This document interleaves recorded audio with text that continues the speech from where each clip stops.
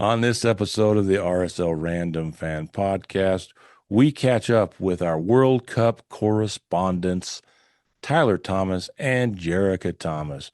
What were you doing, Tyler? Hey, we went to Seattle. We had a great time. We tell you all about it and break it all down. What an amazing game. So much going on. So much fun. And you get to hear not only the old man perspective of me, but the insight of my young daughter who's in her 20s still. And she had the game of her life. So tune in and see why. And it was the most patriotic episode we have ever done. Fair? Ever, ever. Ever. So take a listen at this episode.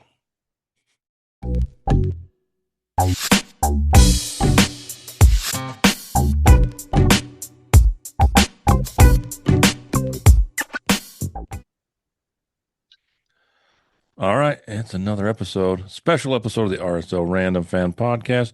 We have before I say that, before I do that, please hit that subscribe button, do all the things, follow, rate, and leave a comment, but definitely subscribe to our YouTube channel and follow us on all of our social media. Back to this episode, we have our official World Cup correspondents joining us tonight. Whoop, whoop, Thomas, whoop, whoop. Tyler Thomas, and Jerrica Thomas, who are going to hit all of the games, every single one of the games, or maybe just one for us. How many games are you gonna hit? We hit them all so far. So every single World Cup game, okay, fine. We hit one. I've hit all the games in my heart, but Ooh, there you go. physically, I have only hit one. I have Is been that watching because all of them as much as I can. Right? you've only gone to one because the amount that's the amount you can do together? I mean, is Yeah, there a I would say limit? that it's a matter of mostly funds and proximity. Those are the two main things keep like holding me back from going to more. Yeah, me too. And I think that we were talking to Real Salt Lake about, a possible country coming in. Bosnia Herzegovina has been practicing, but RSL is like the farthest away from every single stadium.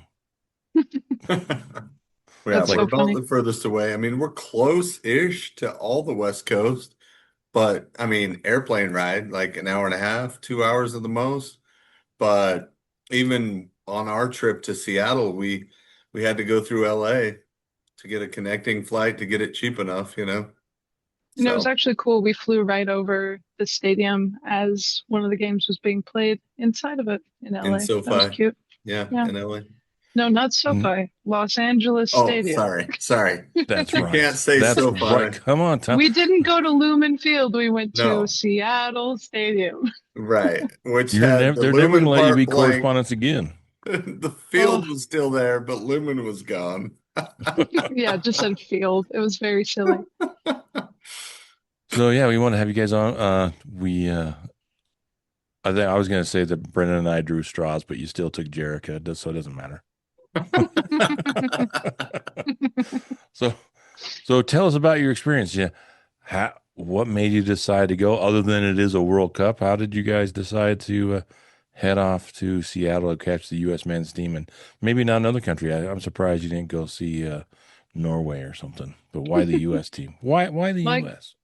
I'll start and then I'll tee you up to take over for me, Dad. But I kind of reached out and I said, hey, we're hosting the World Cup. This is probably Well, it's hard to say if this is going to be the only time that this happens in our lifetime again. Like we don't know. We don't know if it's going to happen. I'm very opportunistic. I'm like, let's make this happen. It's here. I'm going to be kicking myself for the rest of the time if I don't go to a game.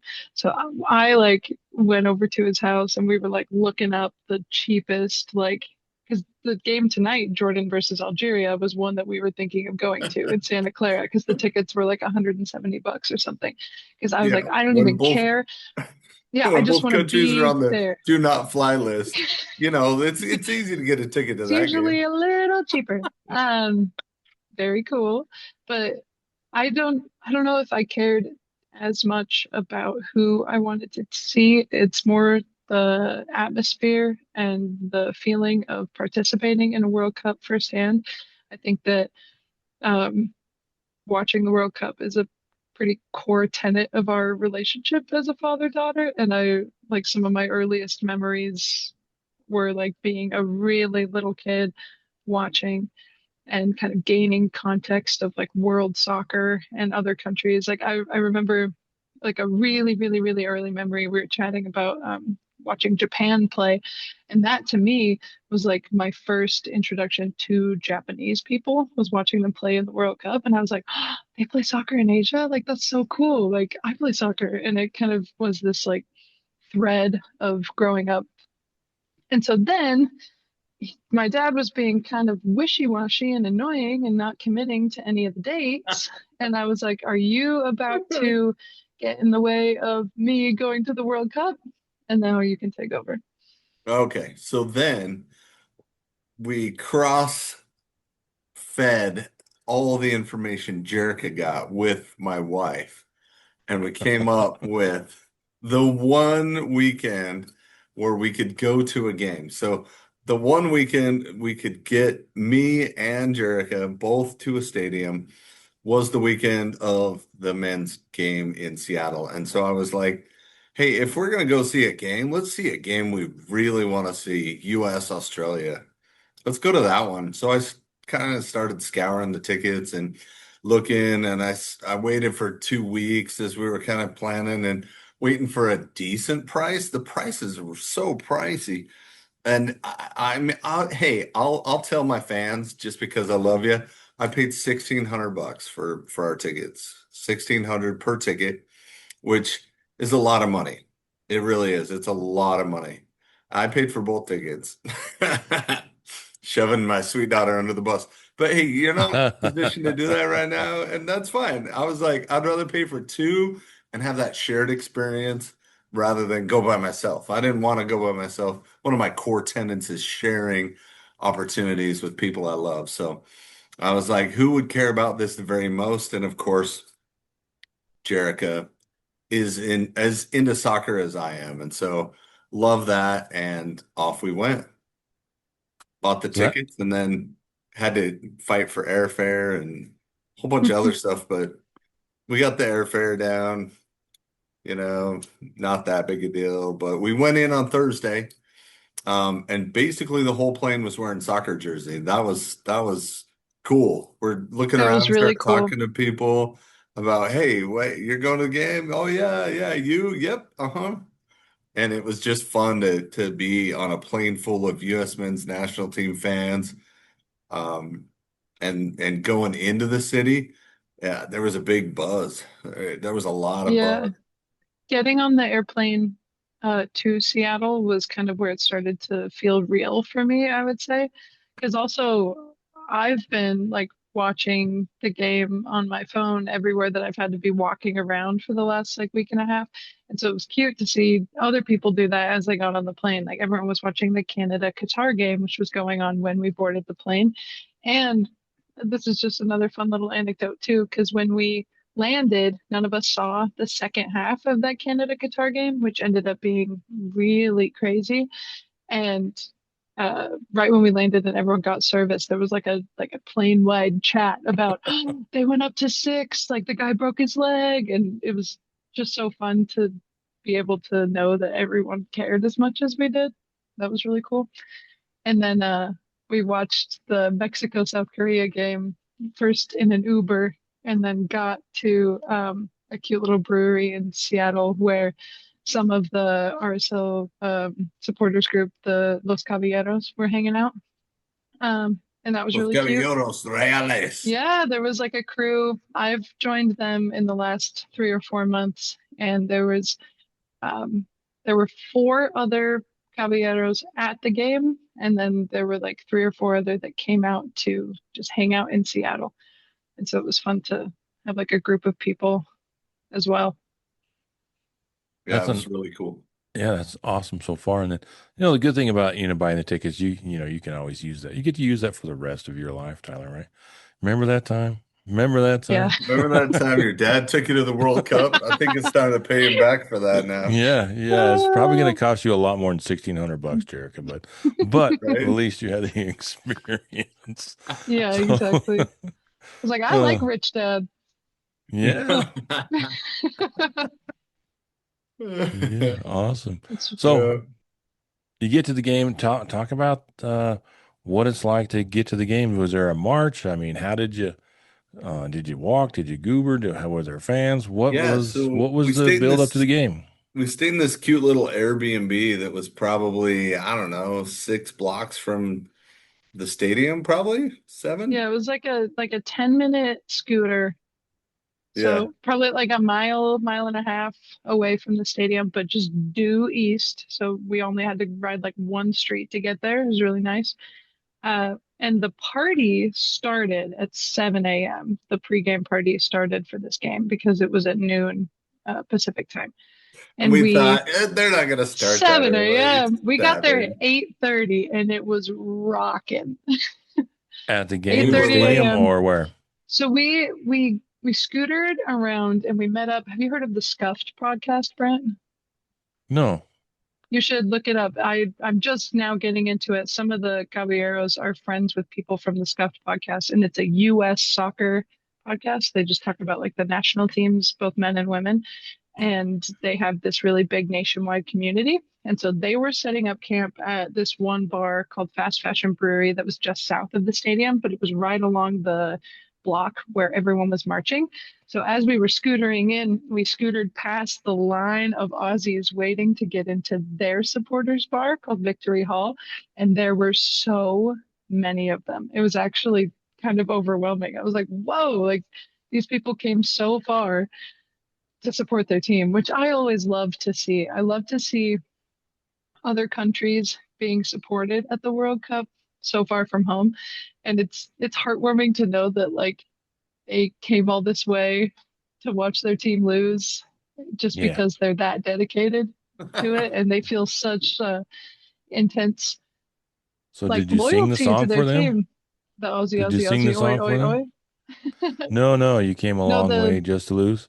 You came a no, I can't say that I long did. way just to lose. You came a long way. Anyway, so So we arrive at the Scuffed by bar scooter, at by 8:30 Lime by scooter. scooter, Yeah. 8:30 a.m. Everyone in there, star spangled, red, white, blue, everywhere. Lots of different cool outfits and jerseys and bling. People put like charms on my face and sparkles everywhere. And people were having fun. People were excited. The energy was starting to get really just palpable and fun. I don't know how you felt in there, Dan. Yeah, yeah. In Uh, fact, a couple of them had those like big jackets on that had the U and then the smaller S and the tiny A, kind of like whoop, whoop, whoop. I think that's kind of a cool design they did for the World Cup this year, and that was kind of fun. And everybody was just so pumped for the game. Like the pregame TV was on. People were just talking, having a good time, getting ready to get out there, and then slowly everything started trickling out, and we're like, let's get there early and try to march in with the American Outlaws. And we saw a lot of the American Outlaws, but we never really like felt like we were with them at any point, it right? was I kind of mean, confusing. Yeah, we got to the place where they were like set up camp, quote unquote, but then it just didn't feel very official. It felt like less of a march and more of a swarm. a yeah, Um, wonder. yeah, where the crowd was really intense. I keep saying this, and the only experience I have to compare this to is when I went to Taylor Swift's Eras tour, because like just the size and the magnitude and the amount of people and all being like having the same goal and just getting inside the stadium and getting to our seats felt like that, where everyone's buzzing and stoked and trying really hard to like hurry and go to the bathroom and hurry and get their snack and their drink, but also like being sardined in everywhere you go. Um, so we marched down, if you can call it that, in a big crew, and got into the stadium, and then there were just like DJs and parties. I saw there was like a little friendship bracelet tent that one of my friends got one of, and then we just kind of went straight to our seats just to like sit and be there and be ready, and saw people like get into their seats and saw the team warm up. And that's when it started to be like, oh my gosh, like we're at the World Cup. We're doing Well, how this right early do they now. let you That's in? we got there, we probably got in by like 10:30, 10:45. But my one friend from the Caballeros was in the stadium by like 9:30. Fun. And she's the one Nice. who got to make the friendship bracelet. So, and they all got the good merch too. They sold out almost immediately of those scarves that are specific to each game. So the one with US on one side and Australia on the other, they sold out. We didn't get it. I did get a pretty cool scarf though. I'll grab it in a minute. Awesome. Awesome. Yeah. For Father's Day, I thought, oh, man, what can I get? Because we had two babies. I mean, Sam had a baby on the 19th, the day of the game. Wow. So Yeah, guess what they named him? What? he's an Arsenal fan. Oh no. Named him Declan. No. Declan. Declan Edward. Welcome Oh, to the that's world. hilarious. Um, Congratulations, and I thought, it'd Welcome be to great the is world, I've got young Arsenal supporter, right? Declan yeah. Edward. Wow. I thought That's it should just have what the been world needs Declan is another Beckerman. Arsenal supporter. It should Yeah. have been Declan Beckerman. Yeah, for real. But Where's your I thought loyalty? man, it'd be great. I got two soccer loving sons that need a Father's Day gift, and so I went out and I was able to find one USA Wow. kit Okay. Wow. for Sam, and then Brennan had to get another. He had to. Yeah, there were stripes all over. I mean, Yeah, there we were went that to. striped jersey was everywhere. It It wasn't looked Everybody it. was really living cool in the that crowd. striped jersey. It wasn't at the Three Dicks stores that I went to, and it wasn't at any of the other soccer shops we went to try and find it. So, This yeah, is you the win a scarf couple I of got. games, and people will buy your stuff. Yep. It's got Canada, USA, Mexico, three host countries. I thought that was Oh, pretty cool. nice.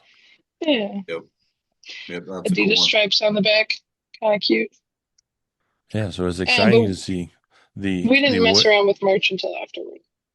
it's exciting to see the way that the country has just kind of exploded when it comes to supporting the club after the getting past all of the usual angst and jitters before the games start, and all of a sudden they start playing the game, and man, and it helps too that the U.S. has played surprisingly well. Well, we can talk about let's talk about the game and then get your thoughts on the team so far. But the game started. How did it feel in there? Was it electric? Was it how would you compare it to other soccer going experiences? I'd say that coming from that 4-1 win over Paraguay, the expectation in the stadium was that we were gonna win this game. I think everybody came in being like, all right, let's do this thing. I think that the US got really hungry, um, and the fans got hungry with them. And so it was cool to just kind of feel like it was gonna be a shoe-in because I felt that the whole time. I was like, there's no way that we don't win this game. And even the big wall of the Aussie supporters section did not deter me. I still felt the same. What about you, Dan? Yeah. No, I was watching them warm up. They were warming up with confidence. They were, you know, getting loose. Just Christian wasn't wearing his yeah. boots.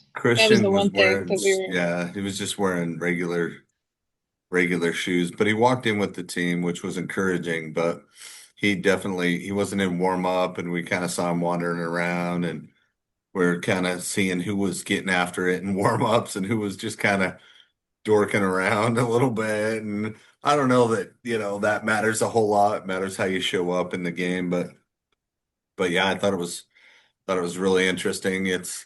I'm a dork of a coach, and so I kind of nerd out on what they do pregame, and it looked a lot like a Real game, honestly. I mean, it kind of very similar, a little small-sided game going on, just to, be loose and passing the ball and moving and cutting and doing all those little things that, but not sticking in challenges or anything like that. But pretty similar to that, not dramatically different in any way, shape, or form. I thought it was interesting though. One of the things they did over the announcement, like over the loudspeaker, was somebody. Did you know who it was, Jer? I'm not super up on like celebrities and who they all are, but some guy came on and was like, "All right, let's hear from the Australians. Aussie, Aussie, Aussie. Oi, oi, oi." They were I doing don't know that, if that was a celebrity. I think he was just an announcer. Okay. I didn't So, know who he was. uh, And I probably would if he was a celebrity. Yeah, then right. it was a nobody. It was a That, nobody. I mean, Yeah, Jerrica didn't just know. some guy. Yeah. some guy, right? And then there was another lady that came on too and did that. Um, and then I think it was trying to upset the US fans. Like, how dare you let them yell their thing in You our stadium? antagonize the So Aussies. when it came time to yell USA, we were quite emphatic in our yelling and getting after it, wouldn't you say? I would. Yeah. Big time, strong supporters energy from both Yeah, sides. and every time they went to start a chant, we would just drown them out with USA, USA. Yeah, I couldn't hear them the whole time. We were too loud. Yep. Yeah, and that was kind of fun. I think too much credit was given to the Seattle area. No one we talked to at the game was from Seattle. One guy out of, I don't know, 40 or 50 people we talked to were actually from Seattle. There's a big contingent from Chicago. The guys behind us were from Philly, right?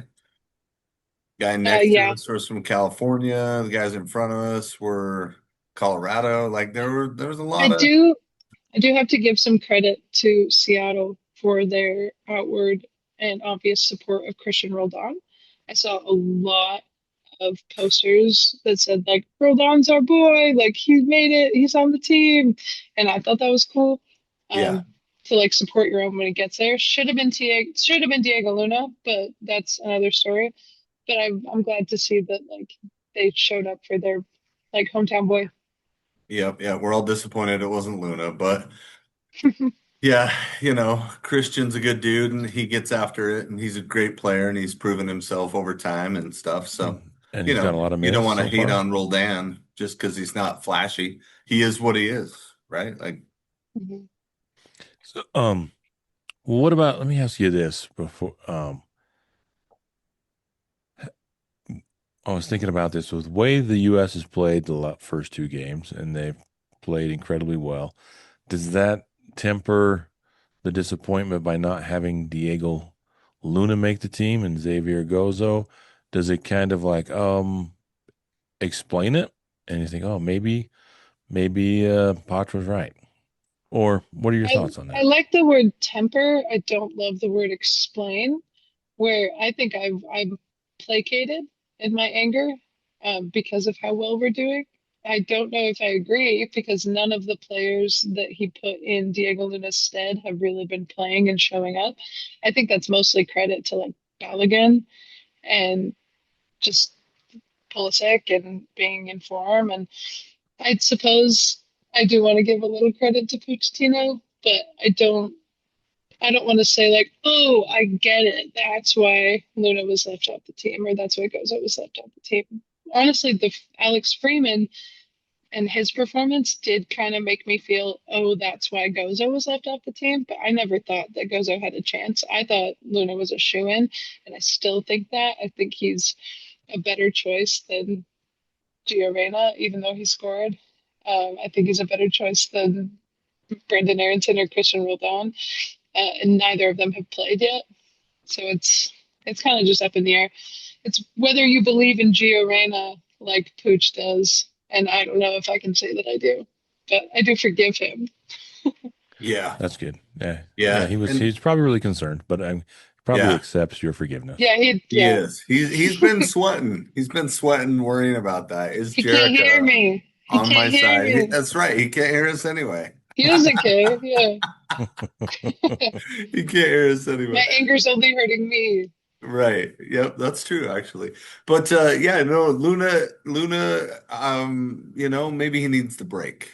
So we'll go with that. We'll go with glass half full and Luna's going to take this break, and he's going to come back refreshed, and he's going to slaughter the second half of this MLS season, and RSL lift the cup. So there we go. Right there's your and would rather Yeah. have that, right? Overall. Oh yeah, I'm sure he would trade that for a World Cup experience, MLS But Cup. the goal, I mean, going back to the way the US are set up, Anthony Robinson is a world classy. He's a world class He's player. he's my guy. He's head and shoulders above everyone on that Australia team. And I think what Pochettino did there is he put in Malik Tillman. And I think Malik matched the intensity, the strength, the struggle, and the athleticism of everybody on the Australia team. And he even notched it up one from all of them, and they could not hang with Malik. He was strong on the ball. He was digging in on tackles. He was more skilled than they were. And then he could lay it off to the other guys who could do a little bit more creative attacking. But Malik was my man of the match. Watching him throughout the match, yeah, he didn't score, but he was every bit the ball winner, every bit the playing people into space. And he basically was the guy that was in there because Pulisic was out, right? So very impressed with Malik and him stepping in. And I know he was in the other game too, but and Pepe was in there as well. But watching that play where Anthony Robinson played it down the line, and Flo made a run like he was going straight to the ball and then turned, and the Aussie was chasing him and then tried to follow him, and he just pulled away. He was too fast. He was too strong. And the Aussie took a rough angle. And so Flo was coming in on the center back. And that's always a horrible place to be as a center back. You hate taking people on one. You just try to cut off angles and hope they don't go by you, right? And then he takes an extra touch, which I was like, oh no, he's taking it all the way to the end line. I'd rather see that ball played early, but in this case, it worked out, and he squared it, and he hit it with such force at Pepe. And Pepe was right in line with the ball, but the Aussie beat him to it and knocked it in for the own goal. And man, the place went nuts. What was your experience with that one, Jared? Well, I just want to echo the Malik man of the match. Malik Tillman killed it. And not to say that he hasn't been doing well in previous games, but he really woke up and like chose to be very fierce. Again, he's not like a finisher, he's not the most tactile player, but he played with like an intensity and energy that like was really, really influential in the game. And you can tell that he either just took his own responsibility or was coached this way, but he went in there being like, I have to make sure they don't notice that Christian Pulisic is not in this game. And we didn't. Honestly, the form was so good. Everyone was as driven forward as Christian usually is. And yeah, that first goal, it almost felt too good to be true. Watching Flo take that defender down on the left, right in front of us, like couldn't have been closer to us from where our seats were. And just a perfect, dangerous ball in. And Pepe probably made the wrong run, should have gone near post, but it is comforting to know that he would have been there had the defender let the ball go through, like regardless of, just he was there. He was in front of the goal. And it didn't really matter in the end because the ball in was so dangerous that it went in anyway. And I just remember um, just glee. That's the one word that I would use to describe that feeling and that moment was just like, heck yeah, we're gonna do it. It was just such a quick tone setter for even if we don't score, we're gonna make you look like a fool. And would you say it increased your patriotism? So Brant, you'll feel me a little bit more on this one, but I sometimes struggle to really love my country, based on how it's run and things that happen and terrible ways of treating people. And I gotta say that in this game, I felt the most patriotic I've ever felt in my life. I just wanted to own it. I was like, yeah, USA, USA. Let's USA. go. Yeah, no, I'd It have was to super agree with you. magical. The games that the way they played and watching them play well has also helped my patriotism because uh, we could probably beat up your dad on some stuff when we talk about. Yeah, let's gang up. Come We'll on. get on your dad on stuff, but no, that's a whole other podcast. That's a whole other podcast. It's called the Gang Up Podcast. That's coming up next. So, so what about the response from Australia? I mean, if you follow them on social media, they got robbed, and the refs were in on it, and there's all kind. I've seen nothing but uh, negativity. I will say I was at the watch party at the stadium, America First Field. Um, I did some interviews with the Bosnia Herzegovina fans and kept calling it Rio Tinto because old habits and Yeah, I'll never call it America First old Field. That's old Rio habits Tinto. and old guy. The AFF. And so there was a fantastic turnout. The whole place, it was kind of full. Oh, yeah. It was during the day, so I'm sure we'll see how. I think they had, obviously, they had more fans probably at the evening game. We'll see what next Thursday when the U.S. plays. They'll be doing it again. And also, they've had massive turnout for the Mexican fans that are watching the game there. So it's been great to see how it almost feels like it snuck up on, at least on me, because maybe I was just too focused on all of the horrible things that I thought could happen, outside of the game. And it's been nice to have the games get started and everyone has just kind of forgotten about our differences and they just want to watch and play the game. So that has been fantastic. It's the universal language and it unites us all, soccer. It's very It's the true. closest to world peace that we've ever come.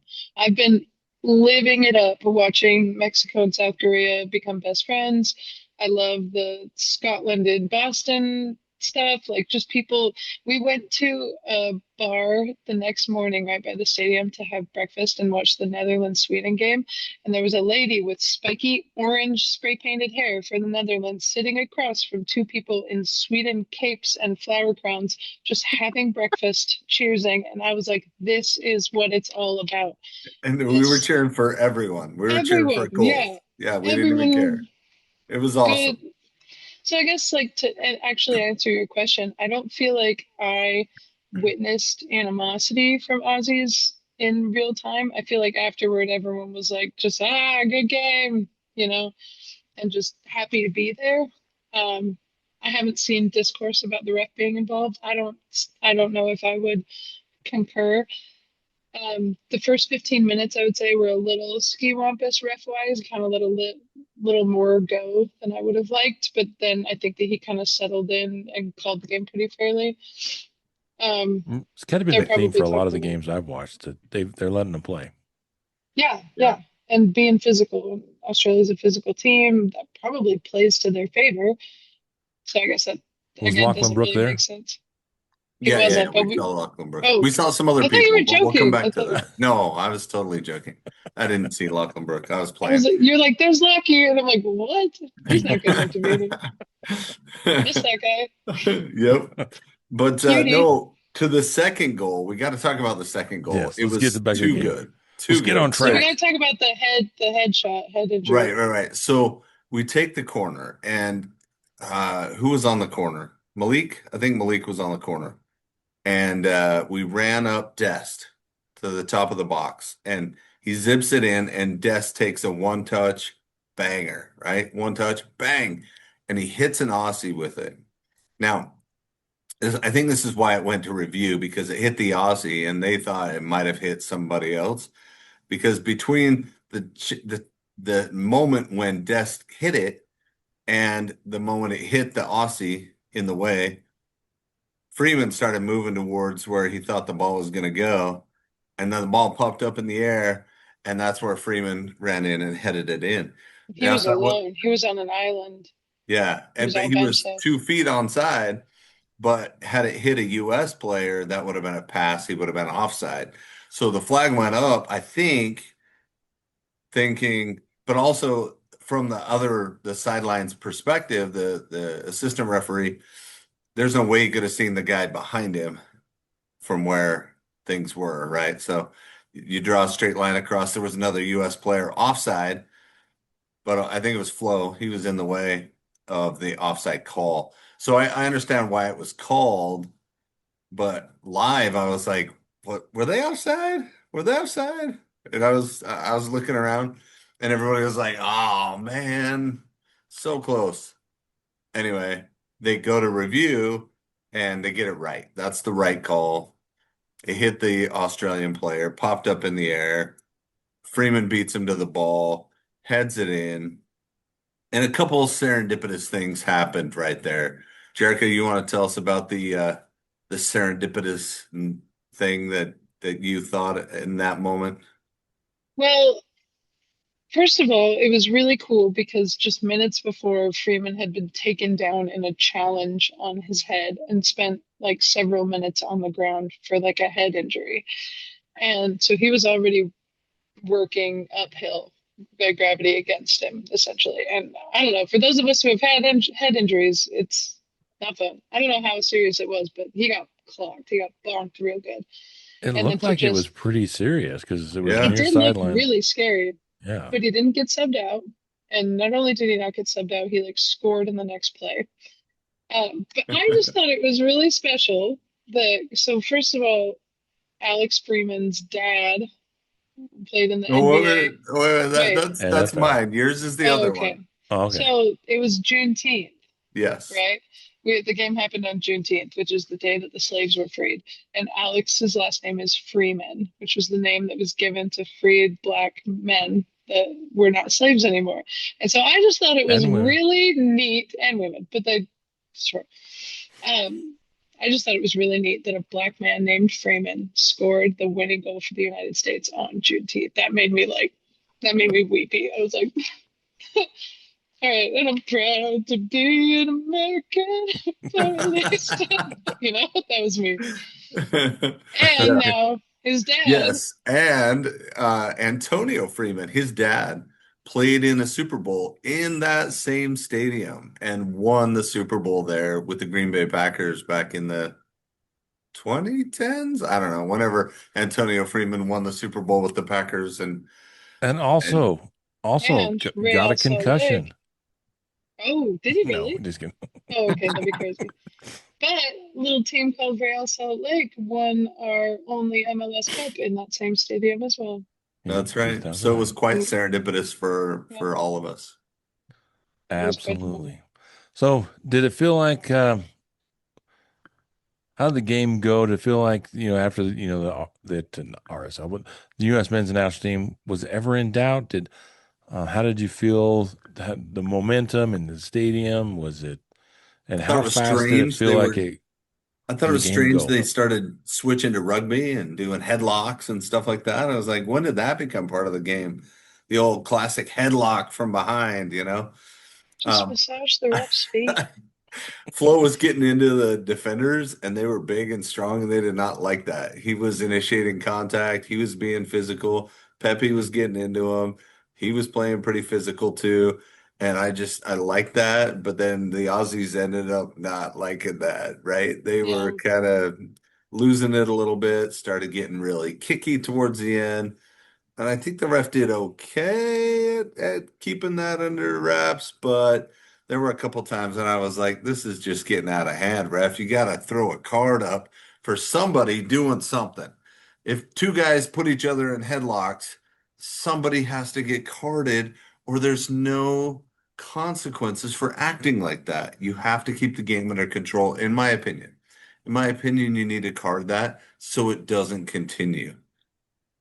But then Austin Trusty went down too, and the other guy just shoved him in the back, and he just fell on the ball. I was laughing very at physical. that. I was like, "What happened?" Because I didn't see it, but I went back and watched it, and I was like, "That was just funny." Right? I like that. Austin Mhm. Trusty just falls on the ball and holds it. I would say that after we scored the second goal, not once did the game feel truly contested. I never felt Like we weren't going to run away with it from there. And I honestly expected to score more. And I would say my one surprise is that we didn't score in the second half, but Yeah. I didn't ever feel scared that Australia was gonna like pull something crazy. We just seemed very in control, even if we weren't putting balls in the back of the net. And I also like that we subbed out Anthony Robinson early. I like Love that him. we played Austin Trusty. But I also thought we should have subbed out Flo, and we probably should have subbed out one or two other guys a little earlier as well. The game was in hand, right? Like I don't know why we waited to the 90th minute to sub in Haji Wright. You know what I mean? Like what? Yeah, What are we doing here, guys? Well, Like they get have Brendan another. Aronson in there. He'll run all over the place and draw fouls yeah. and tick them off with speed and I agility. wanted to You know see what I mean? Brendan for sure. That would have been fun to see, but You're yeah, probably going to Or see a whole bunch of Zendejas. folks Oh, next we're gonna see Thursday. the whole crew on Thursday. Get my yeah, boy Zendejas in there. right, Put Brendan on the He's the ball. Give you Christian can't say Roldan that. some minutes. right. So we Zendejas got is the two Texas reason that boys. Diego's not there. So I I don't don't know think that about that's that, true. but I feel like they play very different positions. And I do like Alex and Dejas. I like America quite a bit. They're a fun team to keep up with. yeah, but And I two like his border style. boys, two Texas Yeah, boys, right? yeah. How Don't can you mess with cheer against Texas. that? Don't mix with Texas.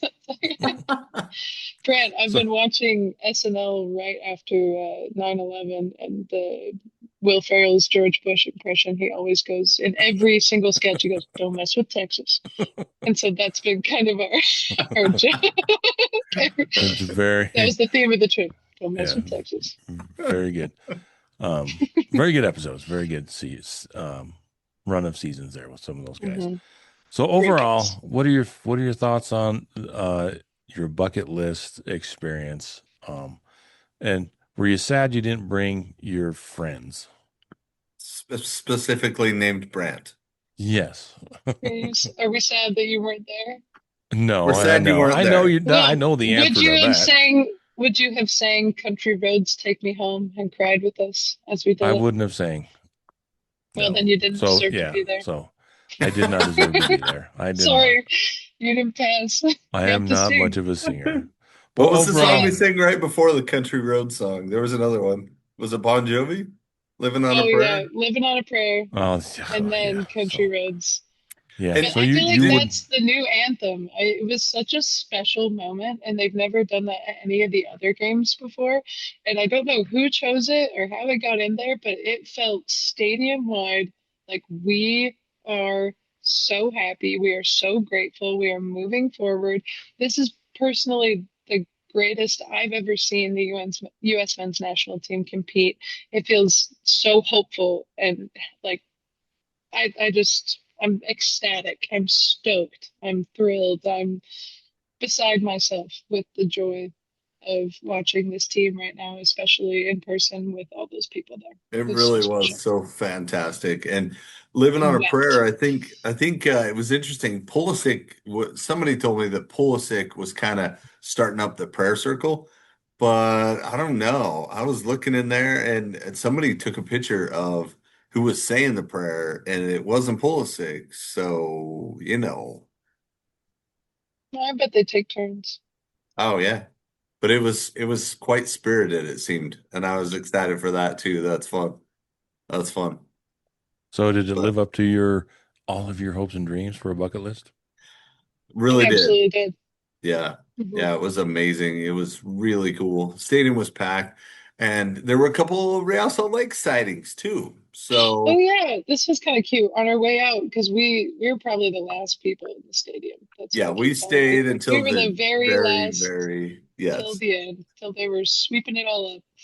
And on our way out, there were three guys sitting up in a stand a couple rows ahead of us, and it was like an old guy, a medium guy, and a young guy. So like a generation, like a kid. And they were all wearing RSL hats. And I'm just like, oh, hey. And we go, hey, RSL. And the middle guy looks up and it's Tony Beltran. And I look at him and I go, you're Tony Beltran. And he's just like, oh, yeah, hi. And we're like, hi, like, we love you. We're RSL people. Like, it was cute to see him on our way out. Yeah, yeah. And then one of our friends ran into Jason Christ. Yeah, So apparently they were both there as well, he was supporting the U.S. crossing men's the team. street And Jason Christ like came up in a car and had his window rolled down. He was like, Jason Christ. So, Nice. So a couple of RSL, people up there enjoying the game. Nick So, Raimondo was there with his son too. I oh yeah, just saw yeah. that on Instagram. I didn't see him. They were up in a box. Yep. And then we Yeah, a saw lot of good representation. we saw a couple other people, tennis pro, what's her name?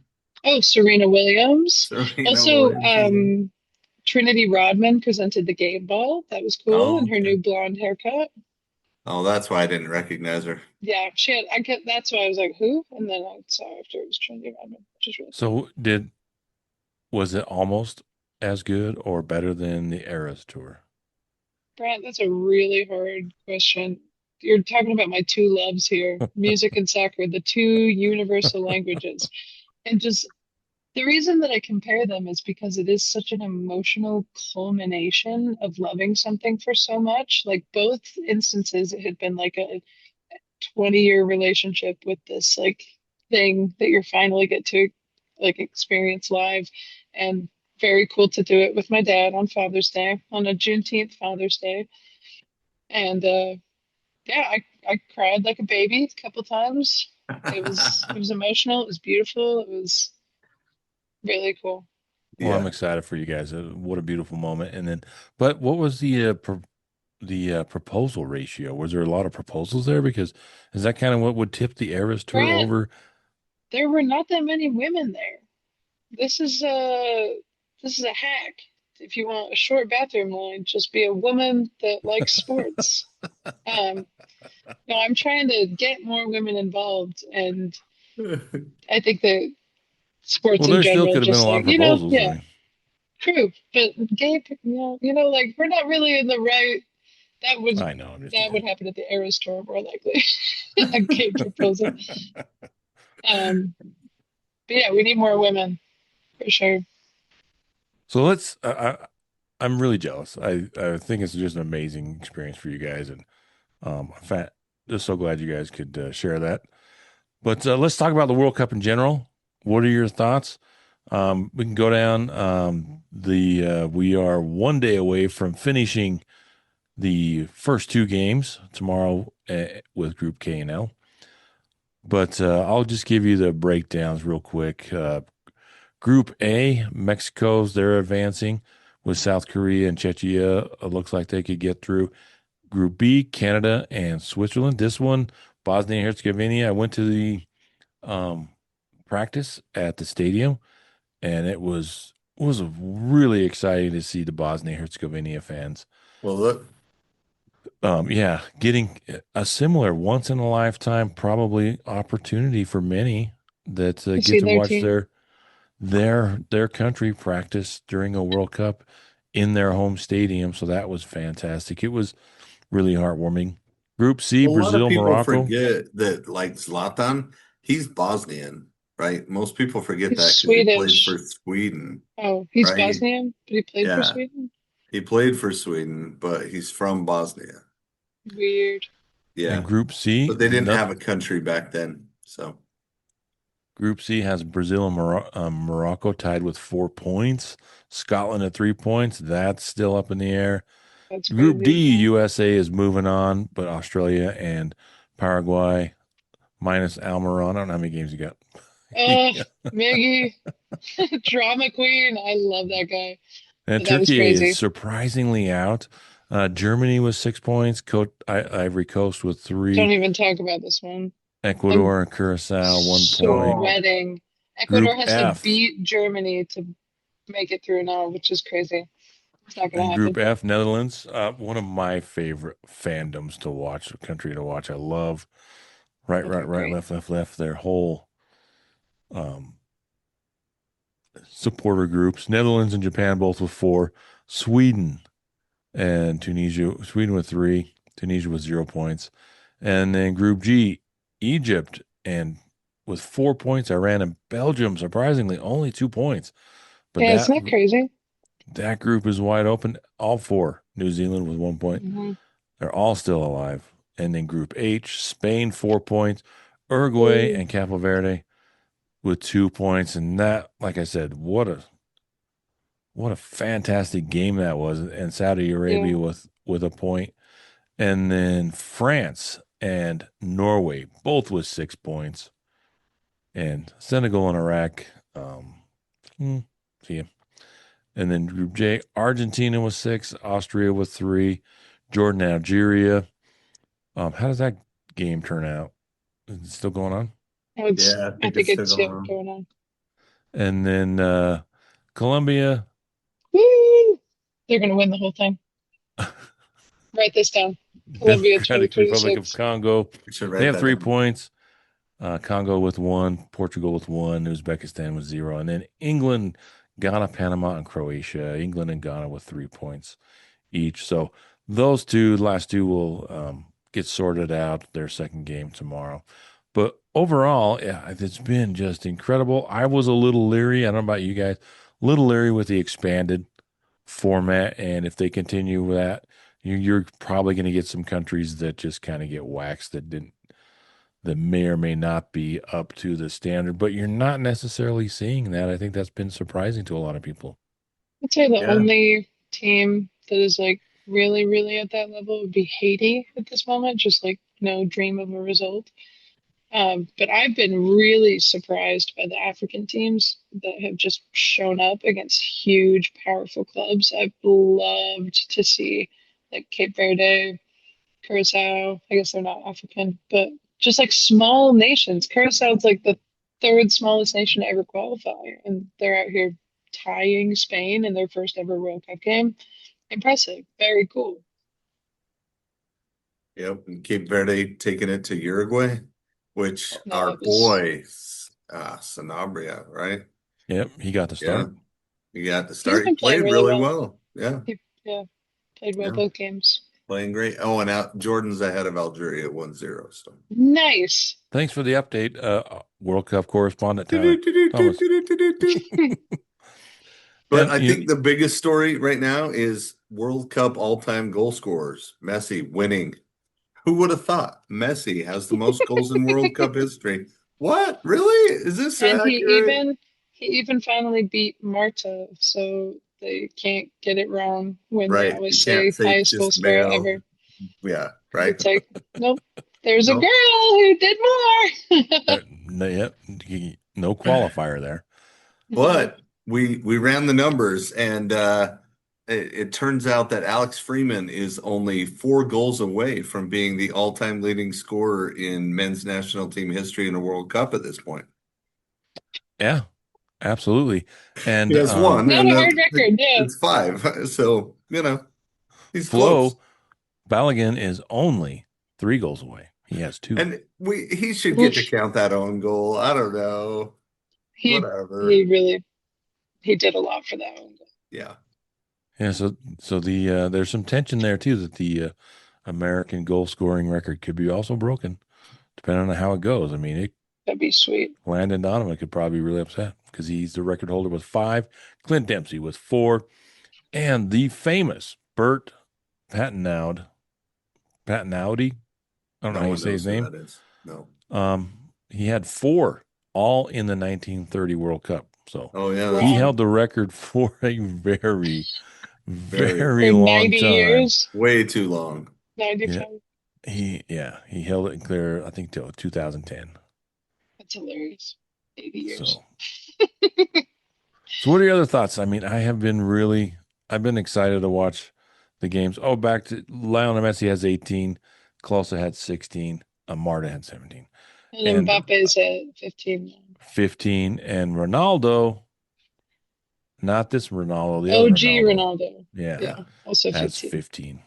Yes, I had two of my correspondents, my Argentina brother, and I say that because he went there on his mission. So he claims Argentina, but he said that he's worried because Messi is scoring all the goals, and I was like, yeah, what a rough problem to have Yeah, if you have one yeah, guy scoring all your goals, And then I it's said, terrible. well, diversification is both you know, it's a curse, but it's also a blessing, right? Just like Yeah, concentration in a portfolio, right? yeah. There has been some talk. He's not alone in people bringing that up as a talking point. I don't know. I feel like he's not doing everything for Argentina. Like Right. Thiago Almada's had some good games. Rodrigo de Paula's playing well. Like they're playing as a unit for sure. He's just the one who happens to have finished them all. So let's finish this up. Who is going to win the World Cup and lift that trophy?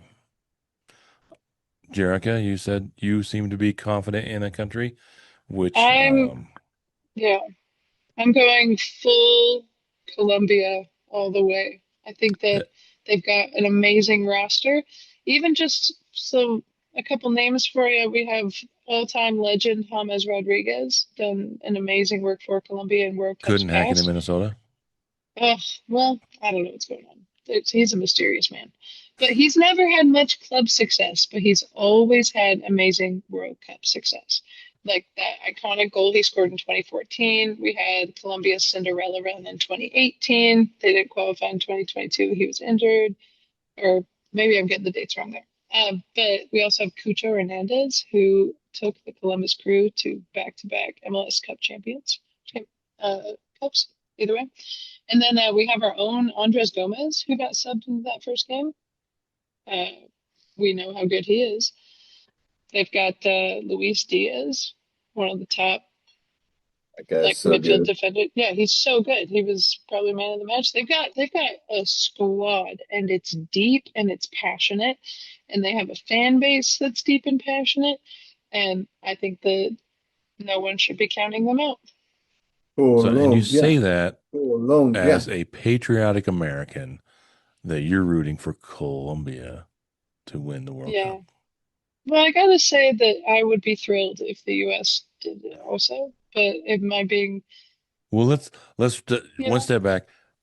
Do you think the U.S. could win it, or are we still just a little bit of ways away? I mean, I'm a dreamer, so I'll say, yeah, sure, whatever. The US could win it if something crazy happened, you know? Yeah. Like, yeah, sure, Such sure. patriotic confidence there. Yeah, absolutely. I don't know. Well, the answer actually is that the US has won the World Cup 4 times for the Oh, women. Girl four power, down with stars. the So, patriarchy. I realize it. No, I have I have dumb faith in them, the men's team. I would be Okay, delighted if it happened. I think this might be the first time that watching a World Cup where the thought has actually kind of crossed people's mind that, Mm. whoa, wait a second, two games. It's only two games, but let's see how it goes. They've played really well. Mhm. What about you, Tyler? You you're I've just gonna got two American dark flag it. You're horses. gonna okay. Let's hear it. Two dark horses. So the U.S. is one of my dark horses. The other one is this one. Stroke. Stroke. Norway. Norway. Yeah, I Ugh, like rowing the boat. Row that boat, I love that. Norwegian. I Yeah, I would love be that. upset if Norway won.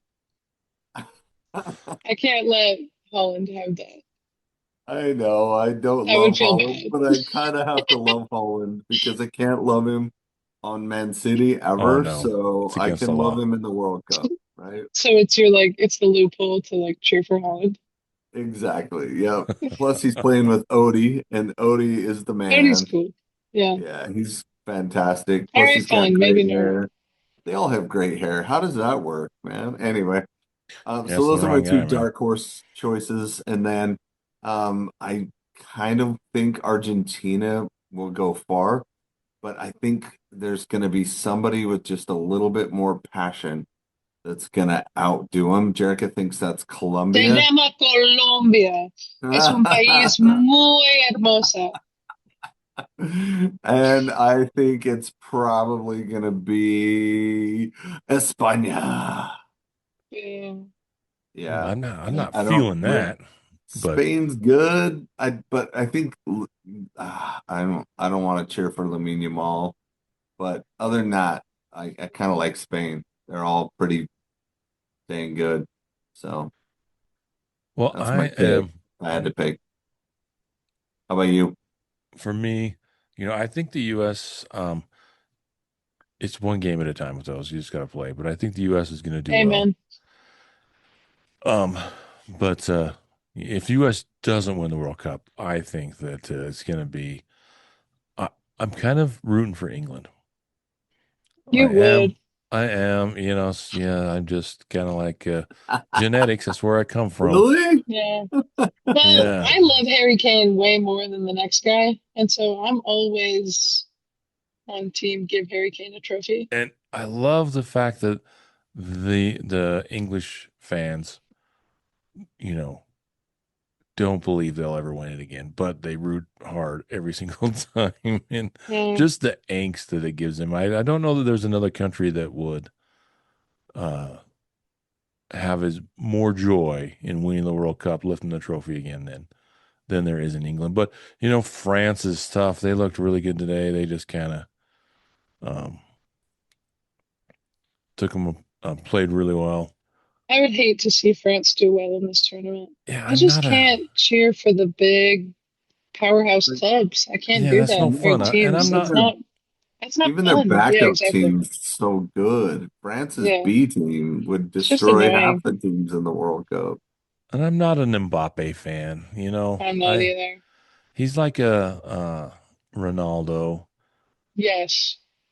I'm more of a. I know there's the eternal question Messi or That's the Ronaldo, and question. I'm more of a Messi because that's kind of like I like a player more like that. I think Ronaldo is he comes off as very selfish, and it's been interesting watching him call the first game, him calling his own player offside with a ref. Did you see that? I Yeah. think it was when Fernando scored.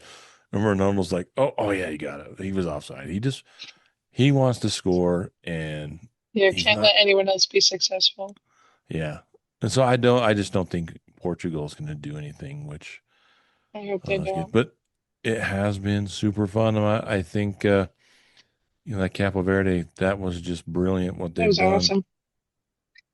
and they should have got that last free kick. I can't believe they didn't get that last free kick, and that would have been the story of the game so far. It would have been amazing. Yeah. So overall, as I want to see amazing. a big upset like that. I want to see a little country beat a big like European powerhouse or something, or Argentina. I want to see Argentina be taken out by like Senegal or something. Senegal's not really going to do it. They're not on track, but I get what you're saying. And I mean, we'll see how it goes after tomorrow, but in the rest of the groups, but there are quite a few teams that are still able to pull off a surprise.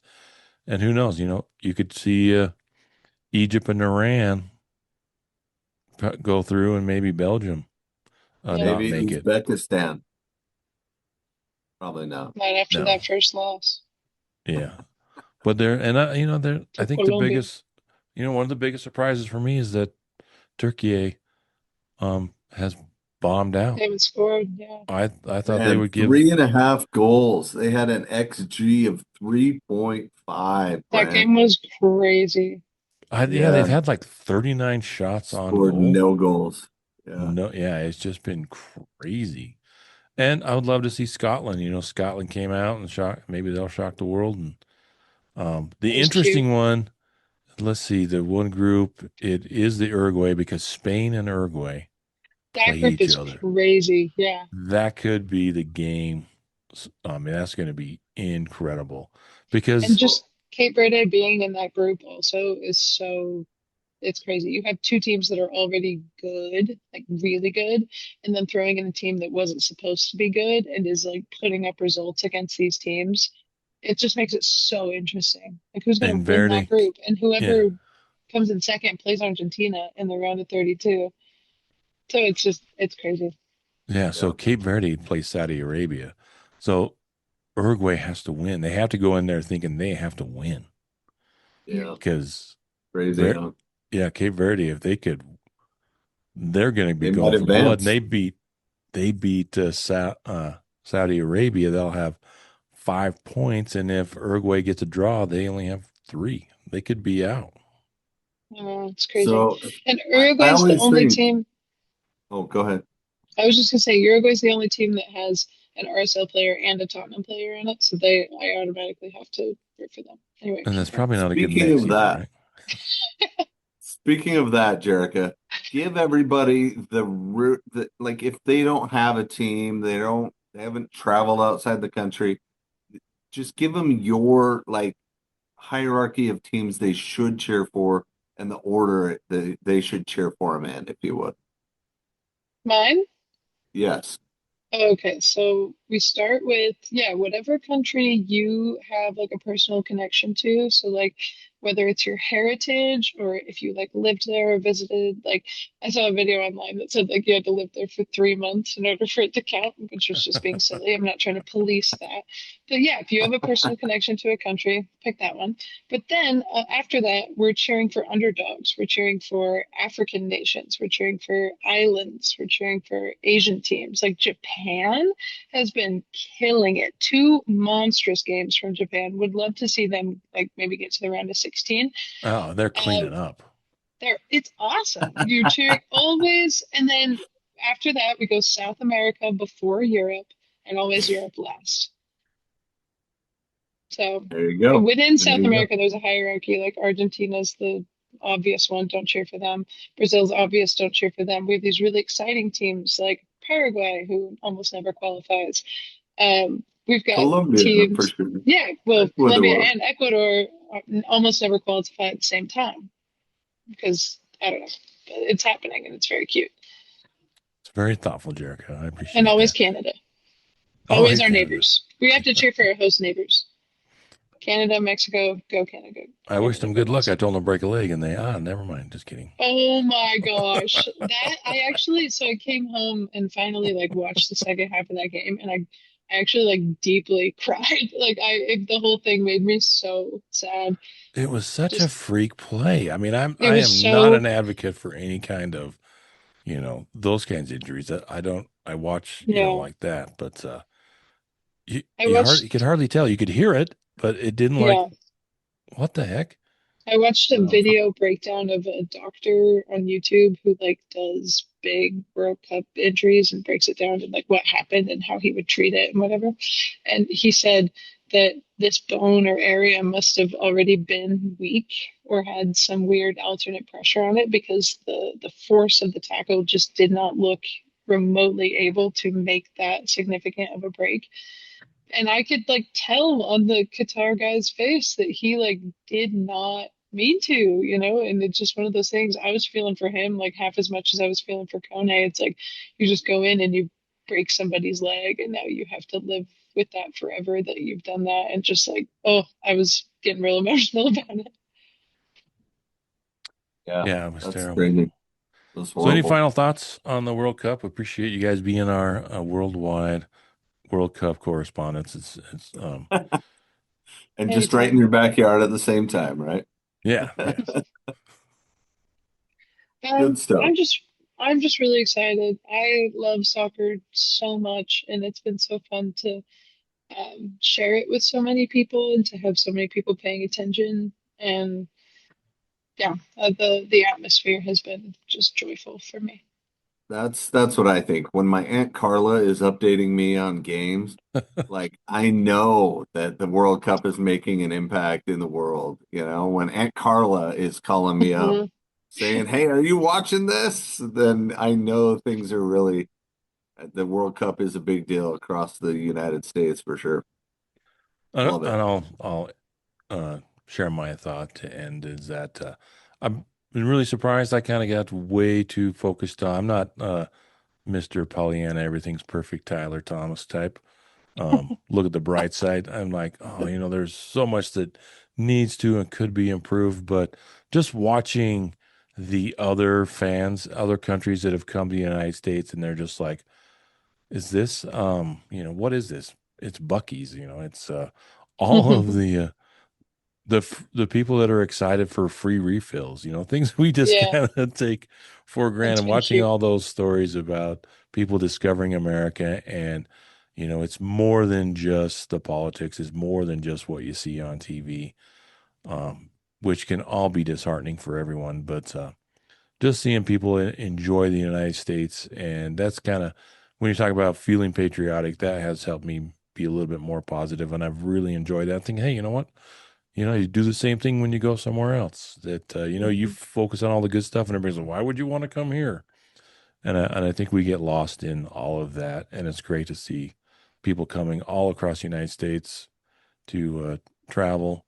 And, it's it's fantastic to see. I think Scotland is going to, drink all of the alcohol, all of They're gonna drink all the beer in it. Boston.